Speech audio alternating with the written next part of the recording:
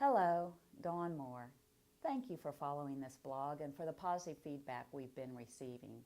It is our intent that these become of help to you as you're out there working in the industry, because Allegiance Title wants to become your resource. Last week we talked about the importance of compliance with the contractual notice provisions under the contract.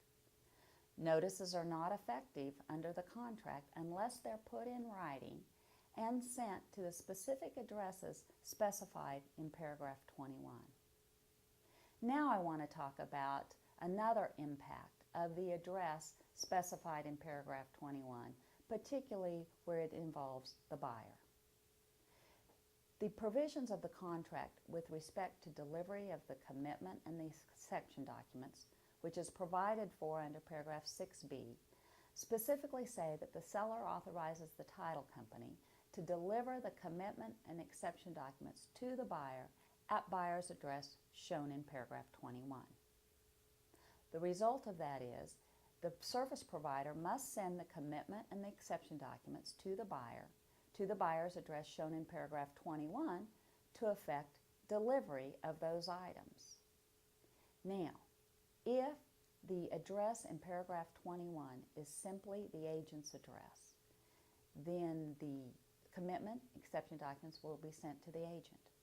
It will be incumbent upon the agent then to forward those immediately to the buyer so the buyer has the opportunity to review those items. Failure to do so could jeopardize the buyer's right to object to any defects that may be shown in the title commitment or the exception documents. Because under paragraph 6d, it states that the buyer must timely object to defects shown in the commitment, exception documents, and survey. And failure to timely object results in the buyer's waiver of any objections. If the agent receives the commitment and exception documents because it is their address in paragraph 21 for the buyer, then the time for objection of the buyer runs from the time the agent receives them. We have had circumstances where a buyer has shown up to closing not having seen the commitment or exception documents because it went to the agent and the agent failed to forward it on to the buyer.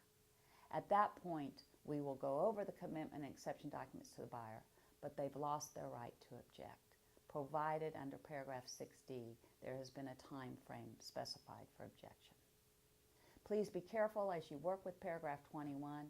Understand the ramifications of the addresses that you put in paragraph 21, and we hope that this helps you represent your client to the best of your ability. Thank you. Please come see us at Allegiance Title Company.